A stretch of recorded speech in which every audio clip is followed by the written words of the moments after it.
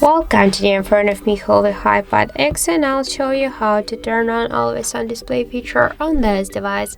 So let's first just open the Play Store, because we have to get the application from the Play Store, because unfortunately we have now installed by default the AOD feature. So that's why here in the search pool enter the Muviz Edge. And now we should get this application, so tap to install and wait a couple of seconds while this application downloading and then installing on your device. After that, just we should open this application.